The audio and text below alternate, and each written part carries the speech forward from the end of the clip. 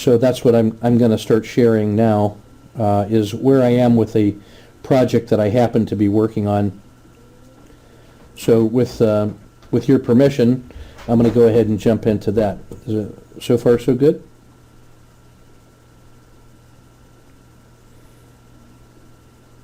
Okay.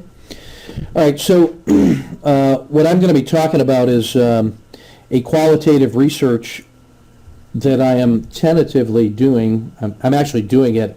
I haven't gotten formal permission from my organization yet because they're not even sure what it is that I'm doing. I'm keeping it hidden to a certain extent, and I'm trying to encourage them to think along the lines that I'm suggesting, so that they would then be interested in the qualitative research that I'm proposing. If I just come out and lay it right out, might be too easy for them to say no because we're so busy. So I want to try to have them see the need for it at their own speed, so that the idea of actually doing the research becomes their idea and not mine, and then the probability that I can get it done gets increased. And so part of that is just knowing the organization that I'm in and how it makes decisions, and then shaping my engagements in such a way as to encourage them to do things that I think are in their best interest, but without being overly surreptitious. I mean, I feel like in some way I'm using my power I think I'm using my powers for good. I'm not doing any harm to the organization.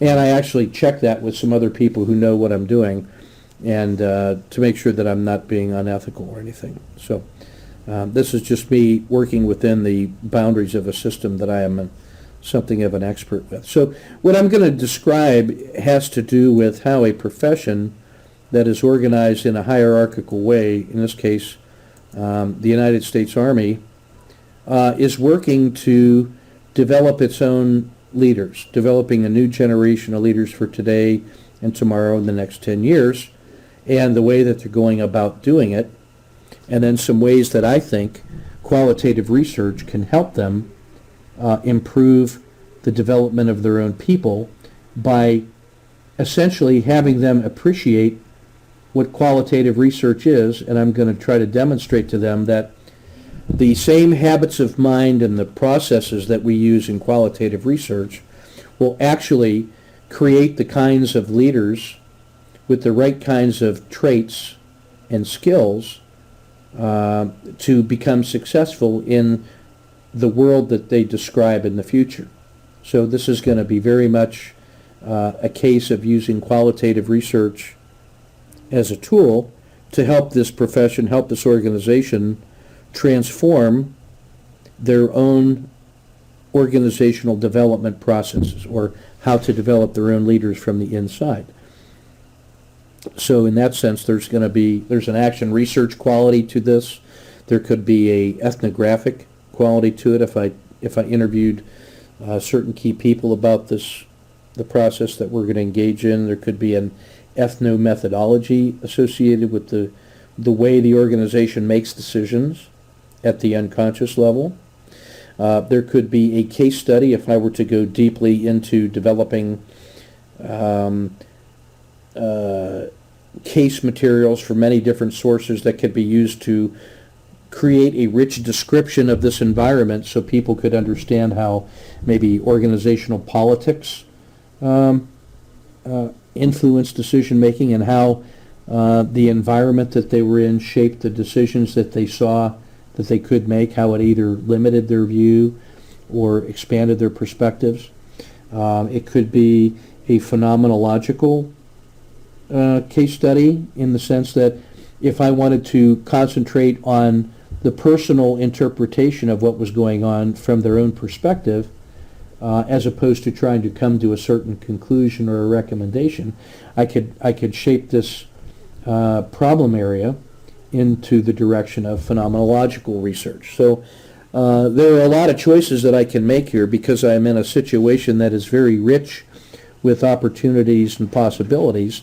And then depending on what I think is interesting or important or consistent with my own research goals, I could decide how to proceed.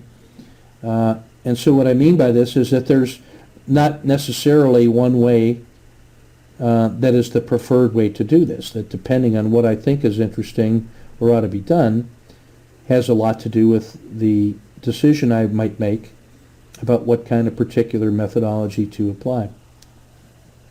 And I would say that the insights that I'm sharing here, although they are about the Army and the military hierarchy, there is an awful lot of application to other large organizations that are hierarchical in nature, and especially the professions.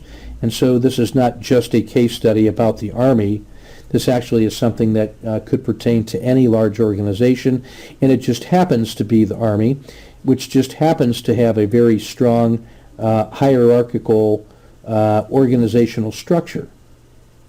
Okay, so far so good?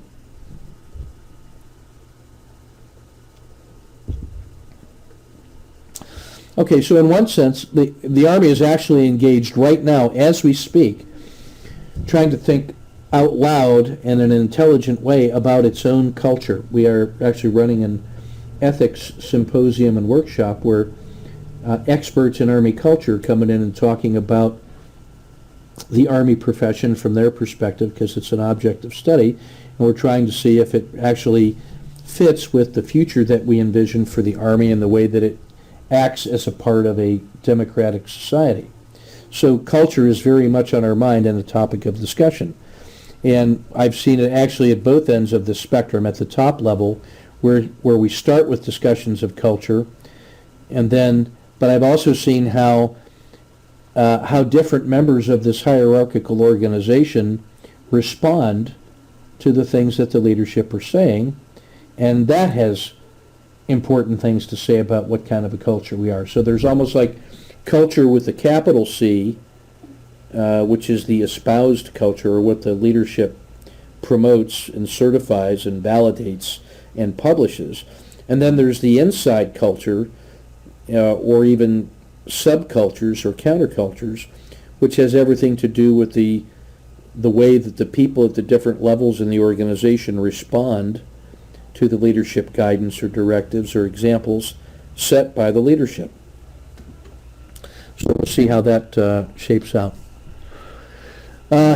Some distinct features about this profession and this general problem area is that there's what we would call senior leaders, whose job it is to speak for this hierarchical profession. And their job is actually to look out into the future and to create a vision, hopefully a shared vision, about the future and what the nature of war and peace are likely to be, and to describe the role of the Army inside of that future state. So they have they're describing a vision of what we want the Army to be, how we want to fight, how we want it to engage in peace, how to partner with others, and then what kind of future condition the Army should be in when it gets out to that future state. So your question was, countercultures are those that go against the overall culture. Yeah, sometimes they go against directly, sometimes they could be neutral, but if you think of a counterculture, it's usually thought of as a subset inside the larger primary culture that has a different code or a different message or different responses, or they set themselves up in opposition to the party line. They're not buying the status quo. They still see themselves as part of the larger culture, but they are adopting something like, let's say, a minority party. So if you were thinking of Congress as a culture, and whatever, which one of the political parties has the numerical advantage, whoever's the majority, they can set the conditions for how things are going to be done. And you might see the opposition party as being a counter culture, or in some cases fighting against the larger culture. Or if you think about the 60s, which had inherited all of the traditional conservative Republican values from the very successful economic times of the 1950s, the 1960s were characterized by counterculture experience, in which young people were experimenting with drugs and free love and arguing against authority and resisting the war in Vietnam and exploring new forms of music and language and breaking down racial and gender and religious barriers. And so all of those collectively could be thought of as countercultures operating sometimes directly against the culture, sometimes simply going in a different direction but without being in direct opposition. Okay, so is that making sense?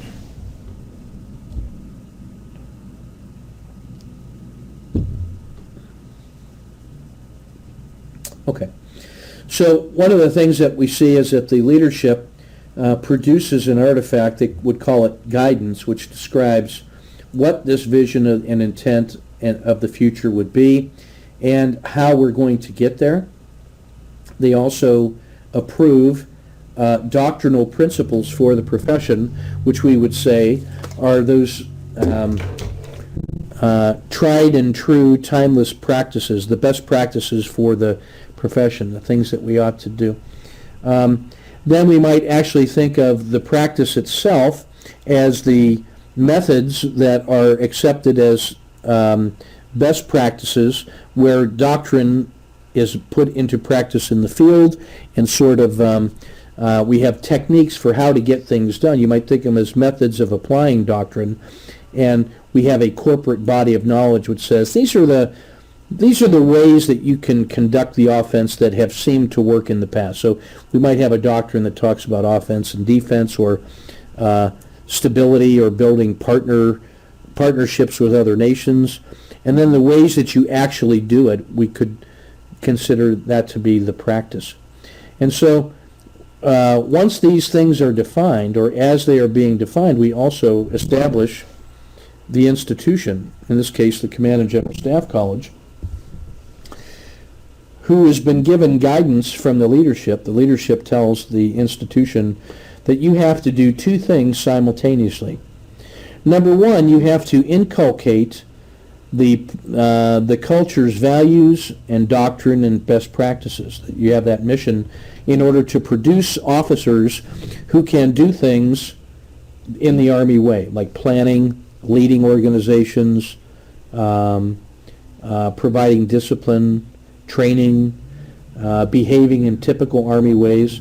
And they choose the word inculcation very carefully, because to inculcate someone means that it's almost like indoctrination, where you're trying to install in their brain a value structure and a way of doing business that is standardized or uniform throughout the organization. So if it was an accounting firm and you wanted to do best accounting practices or generally accepted accounting principles, you would want people to think in that way. You would be inculcating them to think the way accountants think, or in this case, to think the way Republicans think, or in another case, or in this particular case, think the way Army officers think and uphold the values of the organization. So this is very much about standardization and applying the best practices.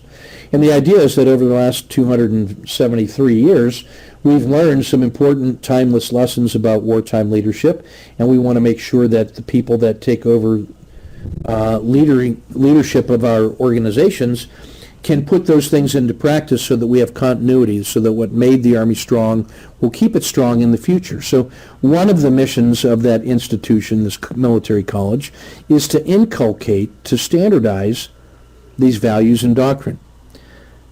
But at the same time, we know that from taking a look out with our vision into the future, what we're going to need also are leaders who are capable of independent, creative thought and critical thinking. And we use a term called mission command, which says that the future is so complicated that we can't predict everything you're going to need to know. So instead, what we have to do is teach you how to think, to imbue you with these principles, but to keep your mind open so that you can gather information, figure out what needs to be done, and then we trust you to do it confidently and capably and to achieve mission success. So in many ways, this is the very opposite of doctrine. It says we have to keep you free enough and inquisitive enough, curious enough, and capable of doing independent thinking so that you can figure out what needs to be done, rather than waiting for the organization to sort it out, to produce new doctrine, have that disseminated, and then trade. We don't have time for you to do that. We need you to be dynamic, and adaptive. So we have a tension established between these two competing missions of the institution, both of which are important for the profession to be successful, but which are often quite distinct and opposite from each other. On one side, you want inculcated with everybody thinking the same way and upholding the same values. And on the other hand, you want them to be independent thinkers who are not just yes men, but you want them to be free spirits and responsible for their own creativity. Does that tension make sense to you? Do you see how that could create some problems in practice? So that's exactly the problem that we have. We start off with this hierarchy, which gives guidance to a leader and says, we want you to perform your missions in accordance with these broad values that we've described. And then we're going to give you a specific mission to accomplish. And then given your starting state, we're going to ask you to make a rapid estimate of what needs to be done, so a rapid decision-making process, apply some judgment, take responsibility for all your actions, use initiative and the resources we've granted you to come up with some kind of sensible action that's going to lead to some results that we hope move us towards this desired future state. And then once the results come in, we're going to evaluate everything that went on, and we're going to interpret what happened and try to make sense out of it. And then we're going to keep doing that over and over again. And then the way we respond to the actions you took and the results you got and how we described it in terms of narrative or interpretation, that's going to go into some kind of memory bank, and we're going to remember how leaders and organizations in the world responded to the specific events we went through, and that the accumulated effects add up to something like our culture, that we have institutional as well as individual memory, which goes into creating the next starting state the next time we get a mission. So we never start at ground zero. There's always some organizational and interpersonal memories that shape what we think is important or possible or the way we do business. So there's some real tension now in this institution to figure out, given the amount of time that we only have 1 year and about 1,000 hours of classroom time, how are we going to balance the need to inculcate values and yet at the same time develop critical and creative thinkers? Yes, exactly. To be free and creative on the one hand, but then also operate within disciplined constraints in other places. So when it comes to actually working in the classroom, we develop things like lesson plans that are going to standardize the way we think these lessons ought to be taught. But in practice, they're going to be delivered by 64 different teachers to 64 groups of 16. So we'll have anything like anywhere from 1,000 to 1,300 officers being taught in small groups. And so the lesson plans talk about the intent of the lesson, why we're teaching that, and the specific broad outcomes we hope to achieve, and then they provide a procedure or a way that this lesson could be taught that the lesson author and the leadership thinks is a reliable way of achieving the objectives. And so we try to take the position that the lesson plan can be taught by anybody kind of in the same way, and so we want to standardize that. But at the very same time, we also know that our doctrine says that plans can never fully capture the true complexity of the world, and the world in the classroom is very complex.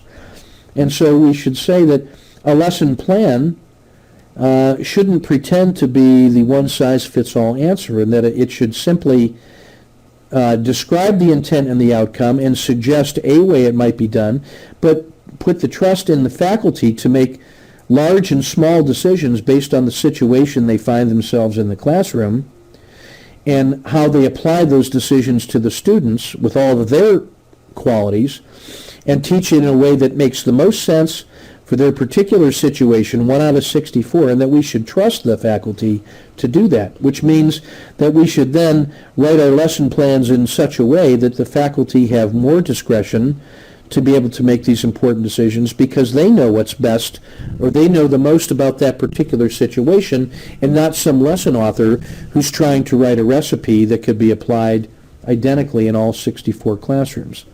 So that's another one of the trade-offs that we have in how we teach.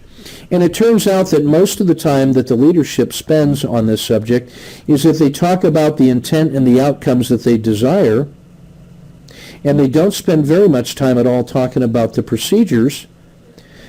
And the problem is that they don't really have really good answers for how do we know that the things that the faculty decides to teach in all these 64 different lessons or these 64 different classrooms, how do we know at the end of the day that what they got is really what we intended? What is the method that we use to ensure that our intent and the desired outcomes actually are being accomplished as interpreted by the faculty in all the little macro and micro decisions that they make? We're spending not nearly enough time discussing how we achieve our objectives throughout the year across the variety of all the different staff groups, and we don't really have a way of answering the question, how are we doing with meeting these intent and outcomes, and how do we know that that's how good we're doing? We're not really using evidence-based metrics to determine if the decisions that the faculty are making turn out to be in support of the outcomes and the intent that we've described up front. We only know that we trust them to do the right thing, and then we just treat the results as hope, and we say, well, I hope they got the right thing. We don't really have a way of connecting the outcomes with the inputs. So this is the background then to the study that I'm going to now propose. The introduction is that I think we could use an inquiry-based approach, in other words, a research-based approach, to the curriculum design. Curriculum design means how we develop these lesson plans. And that the inquiry-based approach not only could help us design lessons better, but it could also be used as a practical exercise in our creative thinking and critical thinking lessons, and that we could use inquiry, the whole process of creating good research questions, as a way to help people understand how they themselves can clarify what senior leaders mean by intent. In the same way that a doctoral student uses the process of research questioning, developing the research question and design, as a way to improve our understanding of what we want, that the committee and the student together develop a deeper understanding of the problem and the question by going back and forth in dialogue, and it turns out that you use both critical thinking and creative thinking, which is what we say we want. I also am proposing to them that the use of a research-based approach or an inquiry-based approach is an example of how we can use models, not only in doing research, but in structuring problems that are difficult to solve, using models to help us improve our performance on problem solving. And then it's also going to be a demonstration of how we can do action learning, which combines research with effective action, to not only do better, but to develop understanding about our environment.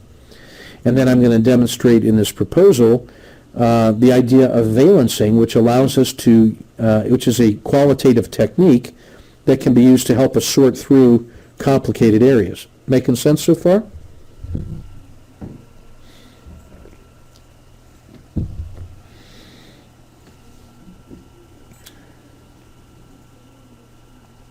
Okay, I want you to notice that I've handwritten these slides.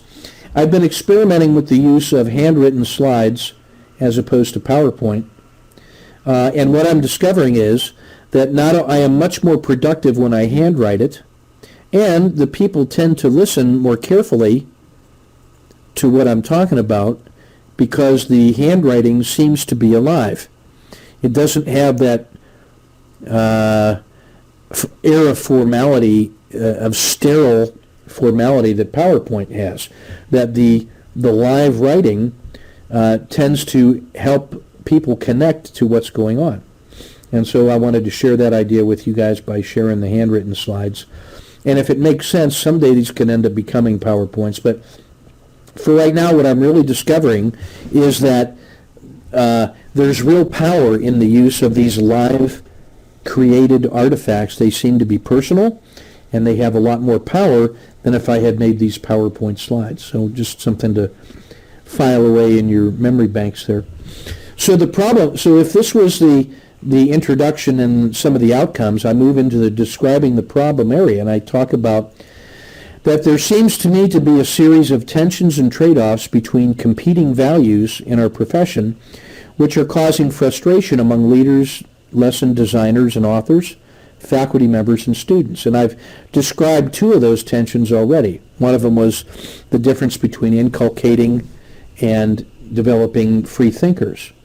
And then the idea that the tension between which should take preference, the lesson plan as written or the judgment of faculty to interpret. Which one of those should we put the highest priority on? And when we are not clear about the trade-offs, people use their own interpretation, and then differences of opinion that aren't resolved can lead to frustration. Well, the main idea behind this notion of competing values or competing value continuum comes from some work done by Cameron and Quinn called the Competing Values Framework, in which they take a look at competition between two sides on a continuum, and both of which are really worthy, that there's no one clear-cut winner, that there's reasons why you would want to inculcate members of a profession, and at the same time you would like to generate independent thinkers. Each one of those has a strong argument of why it's important, and the real challenge is figuring out for that organization where the trade-off should be. Should they be equally balanced? Should we favor one or the other slightly or completely? And so getting the where the trade-off should be based on multiple opinions and perspectives is what Cameron and Quinn call the competing value structure. So there's a lot of literature been done on that in the qualitative area, and it's a fascinating area to study, particularly with culture and with organizations that have to make a lot of decisions. And so I propose to the leaders here that there needs to be very clear trade-off decisions made in order to produce an actual curriculum that uses clear guidance on their intent for how they want the faculty to resolve matters of judgment in the classroom routinely. Because I take the position that the faculty have to make macro and micro decisions all the time about when to move on to a new topic, or when to emphasize individual development or group development. Which one of those is more important right now based on who my students are and what they're interested in and what I think their needs are. And we are entrusting faculty to make those decisions, so it seems to me that the lesson plan should give some guidance that's very clear from what the leaders desire the outcome to be, so that we can be good, loyal, supportive teachers as part of a larger vision. But if they're not clear with that guidance, then you have every faculty member feeling like they're at risk or adrift in the wilderness, or at worst being disloyal or confused about what is really supposed to be the decision rule. And finally, Cameron and Quinn talk about the idea that in competing values, that where you decide to draw the line for these trade-offs is part of a legitimate professional debate that should be open up to many people to weigh in on before we make decisions, that making arbitrary decisions is not a good thing. And so if that's the general problem area, I then narrow it down to a more concrete research hypothesis in this next section, where I say that I make the following hypothesis. If we can identify the stakeholder groups in this professional debate, and if we can map what their opinions are or their positions that they individually and as interest groups take on these different trade-offs, then we might be able to visualize, communicate, decide, and disseminate our corporate intent by the use of a model that describes where we should be on each of these trade-offs that we can describe.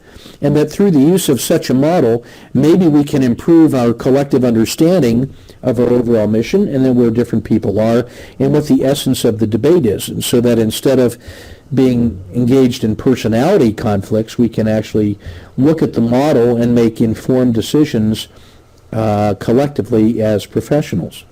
So if that research hypothesis makes sense, I then say the procedure for doing that would be, Well, first I want to build a model that collects all these tensions, what I call tensions and trade-offs, and do it iteratively by doing with other people that are interested in the area, and then socialize that model with others to make sure that they understand what we mean before we use it and that they can improve it, and now they have some ownership in that model, and then they're more likely to participate. And then use a small pilot program to gather some data to test whether or not that model actually can generate interesting ideas which could be used in this research hypothesis. So we're doing a proof of principle of this hypothesis, which says we can actually construct a model that describes these tensions and trade-offs, gather data, and then use that to improve the way we talk about these trade-offs to begin with. So what I've done here is I've gone from a general problem area that is kind of vague and very strategic and fuzzy, and moved through a series of refinements in a process that comes down to kind of a step-by-step approach to how I might organize this process.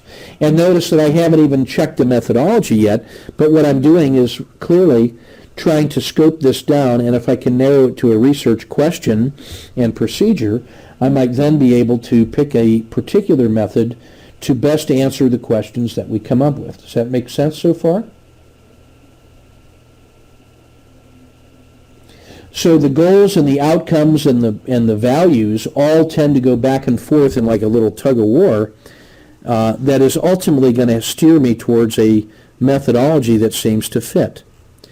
So this is the first set of work we did on developing that qualitative model, and I said the tentative research questions were: what is the perception from faculty and leadership about where we are on each of these dozen different I think there's 10 different trade-offs. So one of them we've already kind of talked about.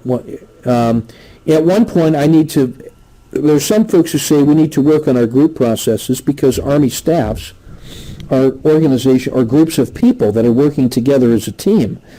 And so I have to be spending time teaching guys how to be members of a team, how to be good teammates, how that team works, what the different roles and responsibilities are in the processes they use.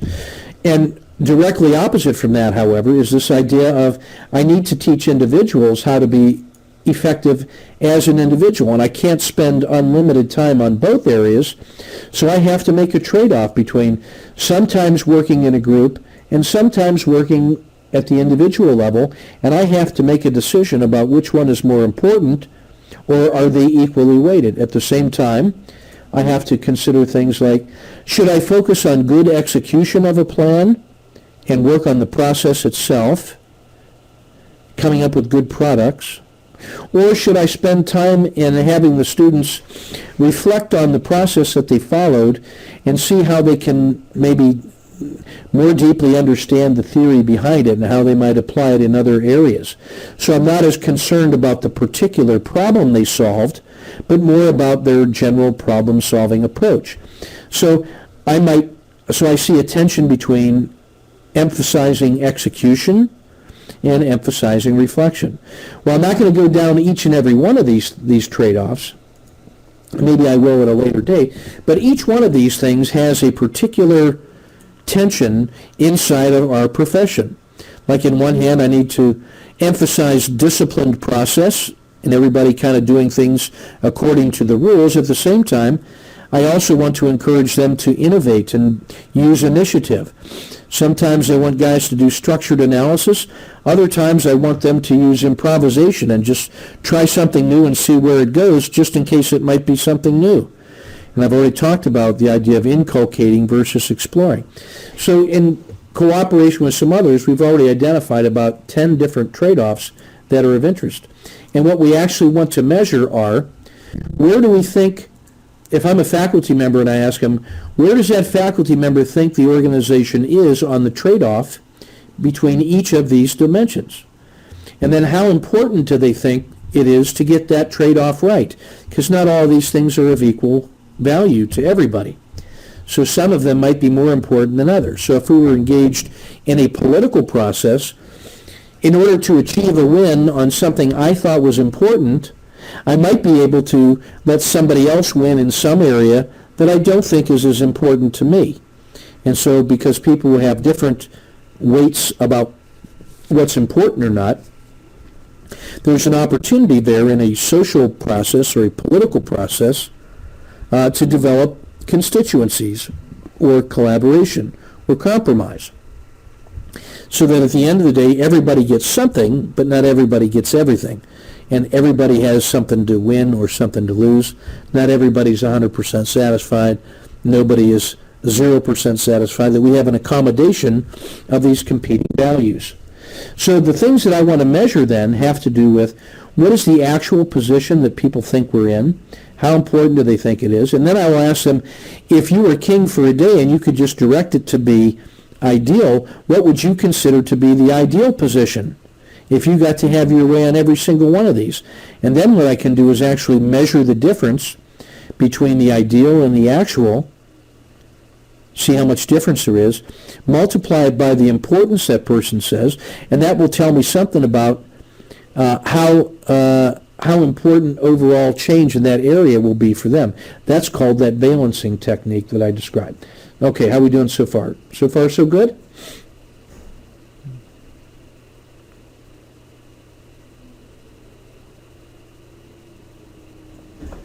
Okay, yeah, let me give you a direct example. So let's suppose that I took one of these trade-offs, and I'm going to talk about group versus individual, okay? And let's say that I made a trade-off scale using a 7-point Likert scale. So this might be, I might put the group on the left side, and I might put the individual on the right side. And so there were 7 positions that a person could take. If they chose the one in the middle, number 4, what they would say is, let's say we were talking about what is ideal.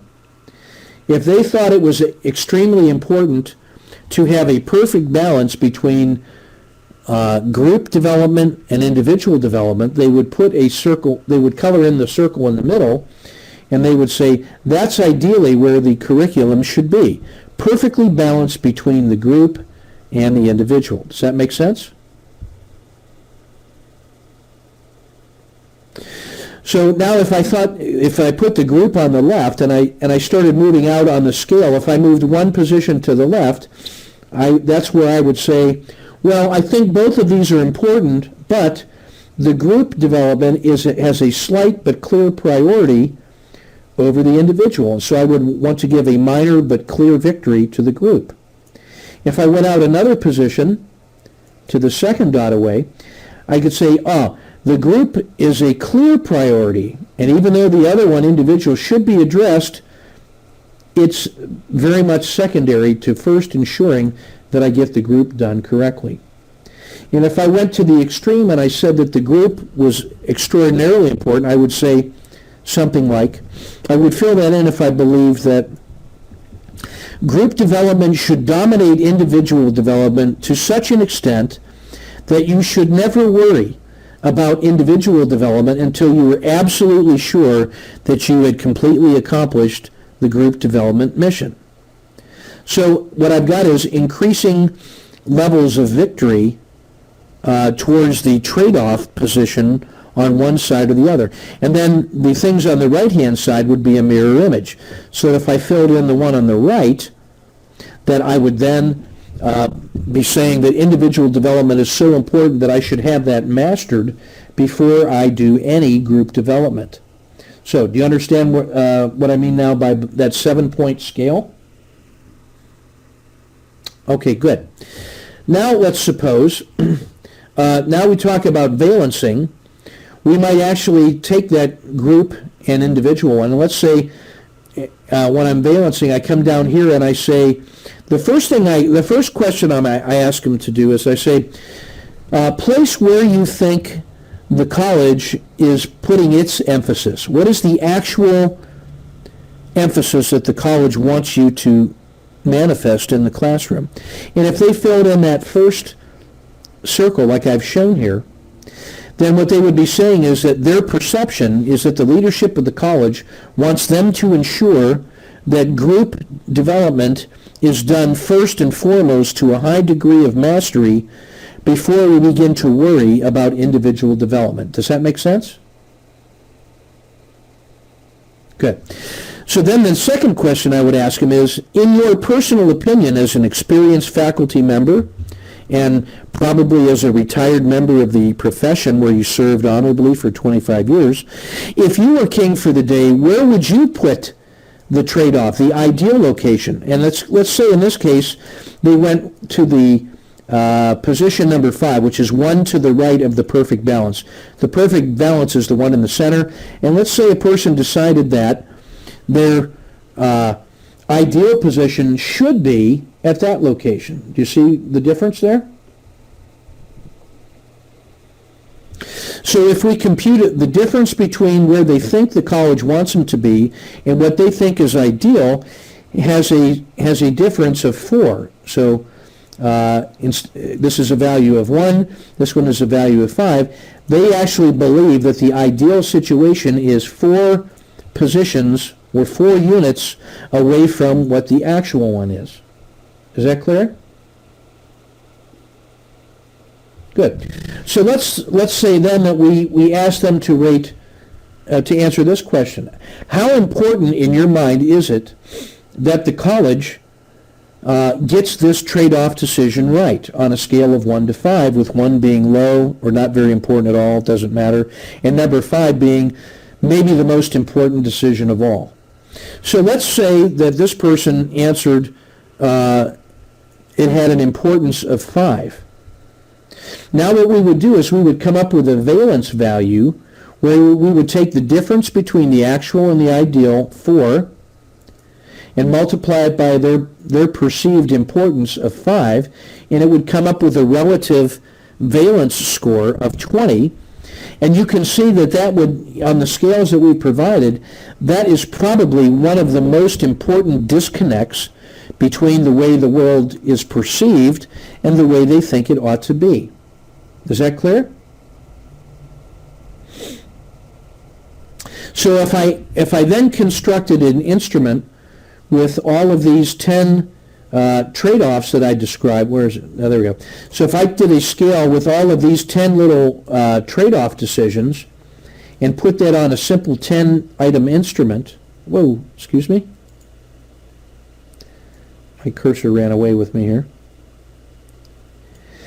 If I asked them those 3 questions about actual and ideal and the importance, I would come up with a valence score for all 10 of those trade-offs, and then I could rank those from most important to least important based on this final calculated valence score. Is that clear? Yeah, so if there was something that they thought had only an importance of 1, and it turned out that where the college actually was, they thought was the ideal position, they would have very little incentive to change that at all, because it wasn't very important, and besides, they think it's in the right spot. So there would be no emotional energy or no emotional charge, no emotional motivation to change the current state. So that would be a low priority for potential transformation. Does that make sense? Okay. So if I now took a population of, let's say, 100 faculty members and 20 leaders and maybe 100 students, what I could do is I could do a stratified sample and come up with an average position that each one of those 3 different demographics would say as an aggregate, and come up with some kind of average statement about what that demographic thought about what was important and what should be changed. And then I could find out something maybe very important. How do these different demographics view what's going on inside the organization based on what subculture they're in? Are the students really looking at things differently than the faculty or from the senior leaders? Are the things that the senior leaders think important, maybe the students don't think that's important at all, and it reflects a different in worldview or experience. And so we could ask these questions of different demographics and use that to have a much deeper understanding of the dynamics of our social situation. And that gets to the essential idea behind qualitative research, to rapidly find areas that seem to be important as defined by the members of that organization. Is that making sense to you? Cool. So now when I think about that, this is what I come up with. I think that there are at least 4 different subcultures. There's the leaders in the college, the faculty members, the students, and then guys that I would just kind of call technicians, designers and lesson authors, who have to receive the guidance from the leadership about what kind of lessons they want, and so they design lessons that they think the leadership wants and which the faculty can teach on behalf of the students. And then each one of those could have a very different perspective based on these different tensions and trade-offs about the curriculum that they experience. So there's at least 4 different perspectives that could inform our understanding of these trade-offs in the middle. And so the research questions specifically now come down to things like this. Where does each one of those 4 different stakeholder groups want the curriculum to be? What is the ideal state? And then where does each of those groups think that the leadership really wants it to be? Do they really trust the leadership to say what they mean? Or is there a disconnect between what we do and what we say? We could ask these different groups, where is it intended to be, and then where is it actually, and why is there a difference? And then ask them, where do you think it should be, to see if there's a big difference between the ideal and the actual. And then asking them the questions about what's important, or what's the relative importance of these trade-offs. We could then find out what their interests are on this competing values model, and then use that to come to maybe a better design for our curriculum. And so here's what that might actually look like. We might pick a trade-off and have our little scale here of the 7-point Likert scale, and maybe we decided collectively that everybody agreed it was about a 7 on a scale of 10 for importance. And then we might have these 4 groups labeled leaders, designers, faculty, and students, LDFS. And we might describe I as the ideal and A as the actual. So we might pick a trade-off, and we could say this might be something that happens. We could say for the first trade-off that the leadership's intent comes in here at like 2.5, and then where they think it actually is down here by 1.5. So the first thing we could measure is delta number 1. What's the difference between where the leadership thinks it should be and where they think it actually is? And then we might then map the faculty, and if the faculty came in and put the faculty ideal is over here at positive 1.5, and the actual is at positive 0.5, we could then do delta number 2, which is the difference in the faculty opinion about where they think it is and where it should be. Does that make sense? The delta 1 and 2? So the third delta is we could take a look at the difference in perceptions between where the faculty think it actually is and where the leadership thinks it actually is. That could be a problem if the leadership is never getting into the classroom and they're basing where they think it is on intuition or anecdote, or they're just dreaming about it, or they don't really know. So delta 3 compares the difference between the perception of where leaders and faculty members think the college actually is on that trade-off. And then the fourth delta, a really important one in my view, is the difference between the leader's ideal state and the faculty member's ideal state. If there was a difference this much where the leaders were at negative 2.5 and the faculty were 1.5 on the other one, we would have a real cultural problem about trust and confidence and support if the leadership and the faculty were that far apart on what they thought was very important or where the college ought to be on a particular trade-off. You can see how that could create extreme challenges when it came to teaching the way that the leaders wanted it to be taught. If the faculty aren't buying into it, there's a creation of some real potential problems in there. Now, I only show leaders and faculty here, but the same idea could be expanded to the students as well, and maybe the designers, to see exactly where these different populations, these different demographics, all of whom are stakeholders in this process, and you can quickly see how there could be tension in a large organization that's not satisfied with how our designs and our implementations are actually being carried out. That everybody has these different opinions, and that builds in tension and potential conflict and dissatisfaction. And one of the ways that we can start addressing that is by mapping our locations on these trade-offs to see just what areas we agree on and which ones that we can agree are most important, and then try to go after the ones that have the highest payoff. That's where the valencing technique comes into play, as a way to quickly find out what are the high payoff areas for change as voted on by members of the organization. So they get to say in their own words, and then the role of the consultant or the researcher is simply to provide them a technique or a method that allows them to uncover where these different interest groups are on this scale of competing values. That's the essence of this qualitative research design that I've been describing. In some ways, this could be a case study.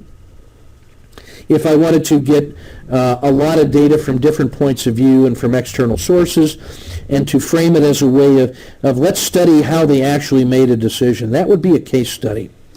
If I wanted to describe the culture of this organization, I might choose an ethnographic study where I took a sample of a couple people from each of those different four populations and go deeply into their story and show how they are representative of these very different categories of groups.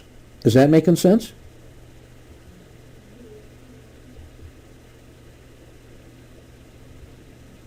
If I went the way of phenomenology, I would be really more interested in how people made sense of this tension and dynamic. What did they do to cope with it? How did they experience it in their lives? What accommodations did they make? As opposed to trying to solve the problem, it's really just to understand the impact as seen through the eyes of the participants. That would be a phenomenological approach. If I wanted to do a grounded theory approach, I might start with this data and then try to form some kind of theory that would help me explain why these different groups took different positions on what should be, you would expect in some ways, for there to be a lot of consensus among members of a profession that shared so many things in common, and yet there seems to be tension. So a grounded theory approach would take this data and then try to produce a satisfying explanation for why these things are the way they are. That would be a grounded theory approach. If I wanted to take a look at the routine procedures by which these decisions were made, almost unconsciously, I would be looking at an ethno-methodology, which is the I talked about early in the briefing. So even with this, with what I have so far, there is still a choice to be made among at least 5 different methods of qualitative research that would take a particular angle or a different perspective and shape the research questions more carefully so that I could be more precise about what it was I really wanted to study, what it was that I really wanted to answer.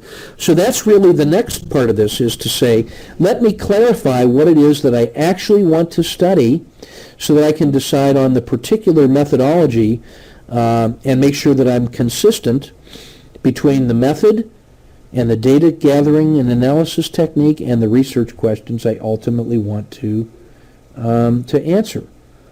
So that's what I wanted. That's where I am in this process right now. I'm trying to give this briefing to members of my college so that they can understand the potential for improving the way we go about defining our mission and our collective understanding, and exposing some of our frustrations to the bright light to see if we can't turn that into productive energy and get closer, at least have the professional debate out in the open about where we think we want to be, instead of guys grumbling at their desk about this place.